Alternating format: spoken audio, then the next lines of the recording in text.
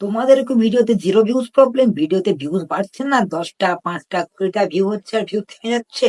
কেন এমনটা হচ্ছে? তোমরা ভাবছো ভালো টাইটেল লিখছি, থাম্বনেল দিচ্ছি, ভালো ডেসক্রিপশন লিখছি, ট্যাগ দিচ্ছি, তাও ভিডিও ভাইরাল হচ্ছে না, ভিউজ থেমে যাচ্ছে 10টা 20টা ভিউ হয়ে। এমনটা হওয়ার কারণটি হলো তোমাদের ভিডিও লক হয়ে যাচ্ছে, আনলকই করতে পারছো না, তাই এমন হচ্ছে। তো তোমরা কিভাবে আনলক করবে সেটা দেখতে হলে আমার এই ভিডিওটি না টেনে সম্পূর্ণ দেখতে হবে, তবেই বুঝতে পারবে কিভাবে আনলক করব। তাই তোমাদেরকে অনুরোধ করব এই ভিডিওটি সম্পূর্ণ দেখুন। তো বন্ধুরা, ভিডিওটি শুরু করা যাক। তোমাদের অনেকের জিরো ভিউজ প্রবলেম, অনেকের আবার ভিউজ আসছে 10টা 5টা, যার ভিউজ বাড়ছে না। তো তোমরা কি করবে? হ্যাঁ, তোমাদের ভিউজ বাড়ছে না, তার কারণটি হলো তোমাদের ভিডিও লক হয়ে থাকে, আনলক করো না, তাই তোমাদের ভিউজ থেমে যায়। তো তোমরা আনলক কিভাবে করবে সেটা আজ দেখাবো। তো তোমরা ওয়াইটি স্টুডিও অ্যাপটি প্লে স্টোর থেকে ডাউনলোড করে নেবে, তারপর ওয়াইটি স্টুডিও অ্যাপটি ওপেন করবে। তো ওপেন করলে দেখা যাবে আমার এই চ্যানেলে দেখো 314টা সাবস্ক্রাইবার, লাস্ট 28 দিনে 7টা ভিউ। কি অবস্থা দেখুন, জিরো ভিউ, দুটো ভিউ, জিরো ভিউ, 26 দিন আগে, 25 দিন আগে, 22 দিন আগে। আমি এই চ্যানেলে ভিডিও আপলোড করি না এই অবস্থা দেখে। তো তোমরা অনেকেই বলবে নিজের চ্যানেলে ভিউজ নেই, আবার অন্যজনকে জ্ঞান দিচ্ছি ইউটিউবে। তো আমি ইউটিউব বিষয়ে জানি বলে তোমাদেরকে এই ডিটেলস গুলো বলছি। সবসময় কেউ কাউকে কিছু শেখাবে না, ঠিক আছে? আমি এইটুকু জানি যে ইউটিউবে কিভাবে ভিউজ আনতে হয়, তাই তোমাদেরকে বলছি এই কাজগুলো করো, তোমাদের ভিডিওতেও ভিউ আসবে। এই চ্যানেলটা যখন খুলেছিলাম আমি, তখন আমার ভিডিওর ভিউজ দেখুন কতটা এসেছে। আমি দেখাচ্ছি কতটা ভিউজ এসেছে।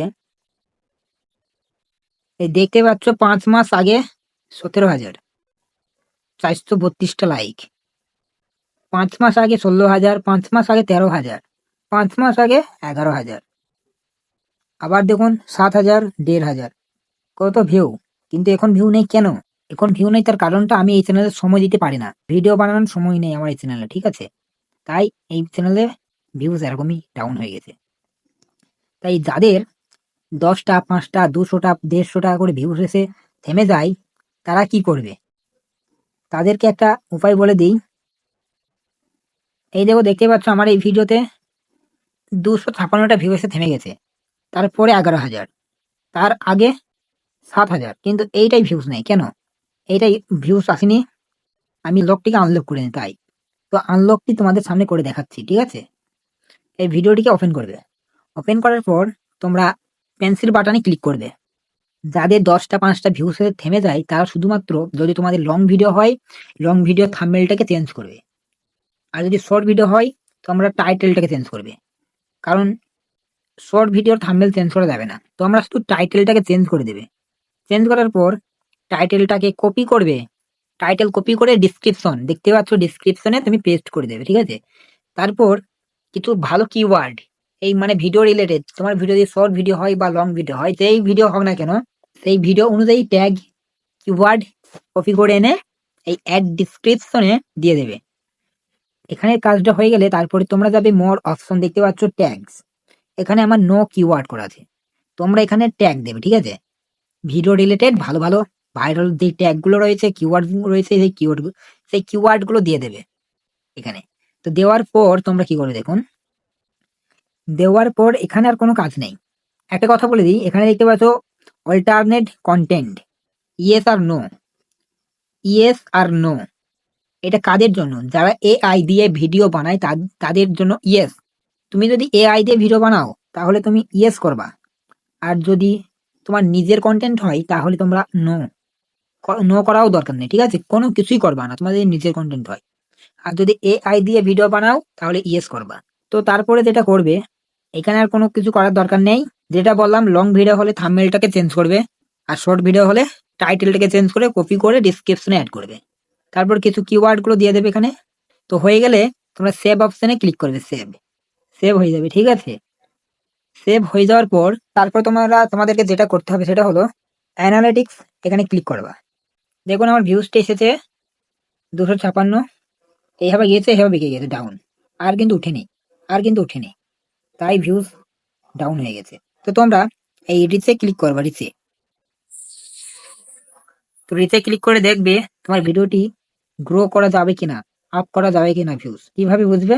দেখুন আমি তোমাদেরকে বলছি, শো ইন ফেড, এখানে 396টা মোবাইলে তোমার ভিডিও পাঠিয়েছে শর্ট ফেডে, তাদের মধ্যে 256 জন দেখেছে, মানে বেশিরভাগ জনই দেখেছে তোমার ভিডিওটি।